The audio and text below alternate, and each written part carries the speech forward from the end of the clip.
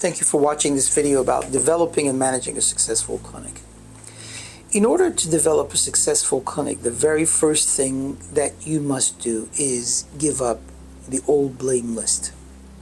It's interesting to hear, but most people in their lifetime, throughout their life, typically blame others. You see, you could blame the economy, the interest rates, the negative family member that you have or that you know, the various family issues, or anything else that you wish.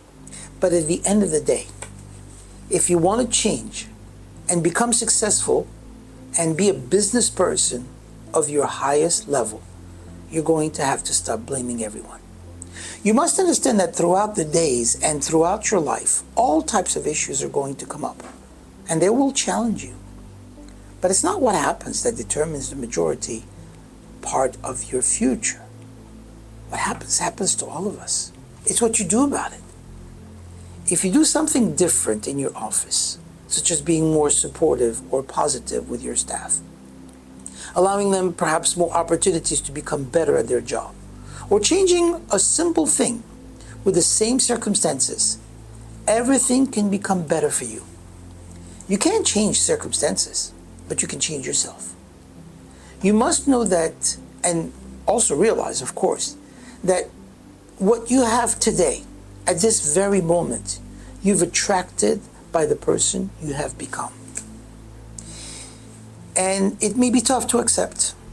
This is the truth, however, and this is what you've attracted because the person you become has brought this about to you.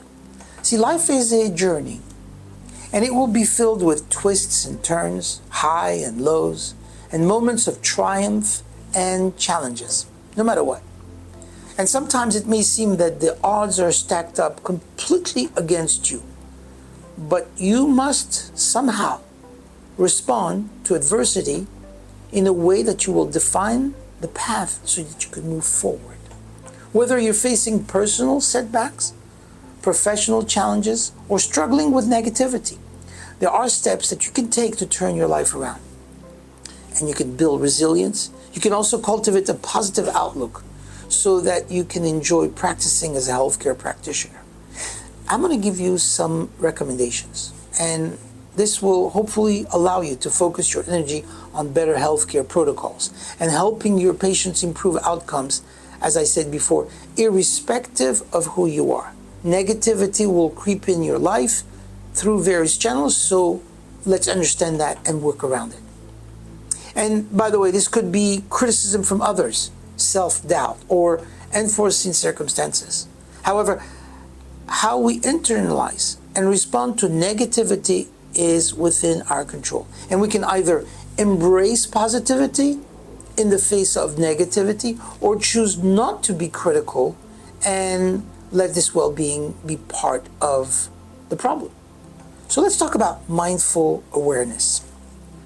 The first thing you need to know is that there would be, in a way, life where there's going to be changes. And there would not be a positive without negative. Not possible.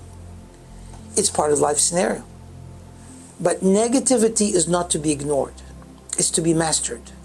It makes us better than we are to acknowledge and fight the small voices that we have in our self and sometimes within us that tell us what to do, what not to do. It's that little voice in the morning that says, just relax. Another couple minutes is not going to make that much of a difference. But then we know as soon as you hit that snooze button, what happens? It could be sometimes tragic, detrimental, certainly not beneficial. 10, 20, 30, 40 minutes later. It's an enticing negative voice, and it robs you often from becoming healthy or successful or being happy. See, to be successful, you've got to make sure that you overcome all these battles outside of you and those also that are within you. You must realize that negativity can actually be a powerful force for change. Use this as a detriment to the other side. Use this as a tool to overcome everything else. As a matter of fact, negativity can play a role, a key role, in the day that turns your life around. There are 4 stages actually for this to happen, and let me go over them with you. That might be helpful. The very first one is repulse. To be repulsive about something. Something which is repulsive to you can have something which is beneficial. How does that mean? Well, let me explain. Repulse is a negative emotion, but it can have a very positive, motivating effect. See, repulse says, I've had it. I don't want it. I'm done with it.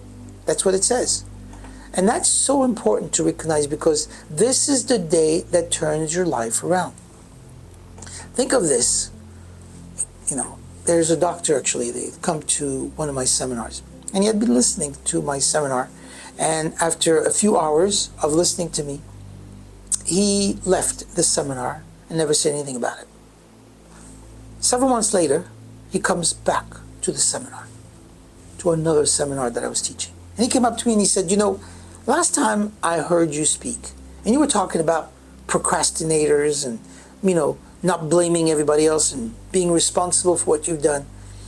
I listened and I didn't quite agree, and I didn't even believe it. But after I went home and started thinking about it, I ended up believing it. And I started looking at myself closely, honestly. And I realized that I was a procrastinator. I was a certified procrastinator. And I blamed everyone else for my failures. When I admitted it, I started changing things. But you know what? Ever since then, last seminar till today, I have increased my income. I have such a much better life. And everything, my revenue and everything else has become so much better.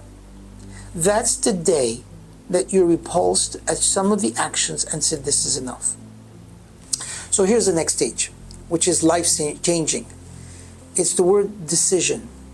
That's the day that you actually sit down and make a list of all the things that you want to do this year, the next 2 years, the next 3 years. What an inspiring day. It is that day that you actually bring yourself to decide to make those decisions and make the change. You got to go for the success. You can do that. Here's the third stage, third thing for you to remember about this and about life-changing is the word resolve. The definition of the word resolve is I will. Resolve means promising yourself that you'll never give up.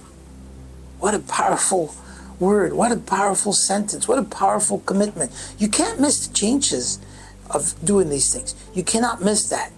And these are opportunities for you to succeed, for you to grow. Here's the last word on our list, and that is gratitude. The best definition of gratitude is to find the silver lining in everything that you do. And it's not easy. Sometimes challenges can be determining. Finding the silver lining in every single ominous cloud. It doesn't just happen, by the way. It depends upon your willingness to consciously agree and accept the worldview and the condition that you find. And it's in every situation, whether or not you'll be able to see that. It is the ability to believe in the unshakable divine providence, meaning that God himself doesn't just do anything that is not for our ultimate benefit. You have to believe that. You have to understand that. I'm not asking you to become religious, and I'm not trying to make you believe in anything. But you must realize that no matter how painful a particular experience may be in the moment, the more you internalize this radical perspective of understanding divine providence, that things come from a supreme being, the more likely you'll be able to find the hidden rays of light, which is written within that. You have to be grateful.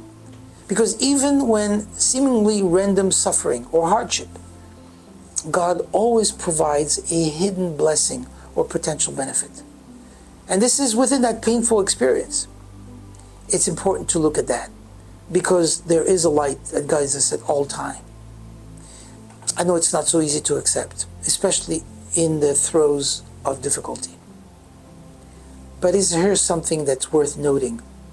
I want you to know that something which I read once about Daniel Kettleman. He's a Nobel Prize winner back in 1923. He was a psychologist, and he conducted an experiment to explore the truth, the veracity of a concept called peak and rule. Now, there were two groups of people, and they were exposed to ice-cold water for varying times.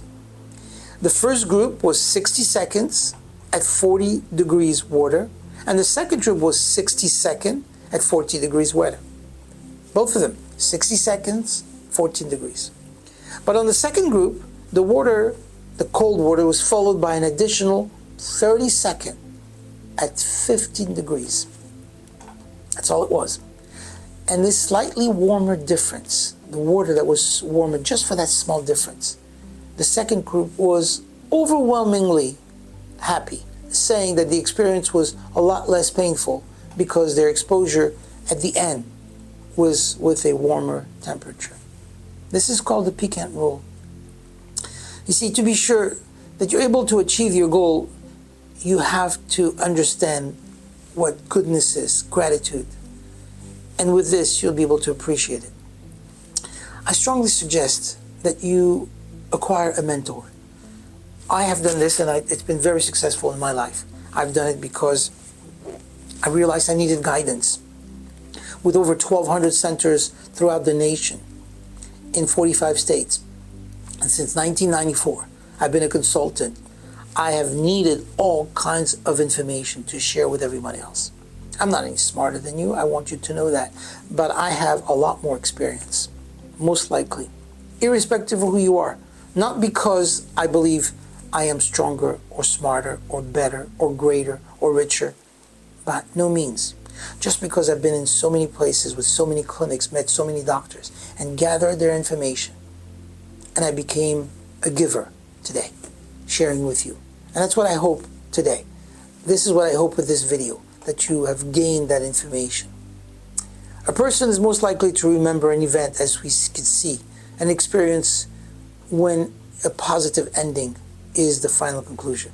So in this conclusion here, to develop a successful clinic, you will need to understand first mindful awareness, the practice of gratitude, understanding how to overcome life's challenges by building resilience, and seeking proper support with someone that you can share it with.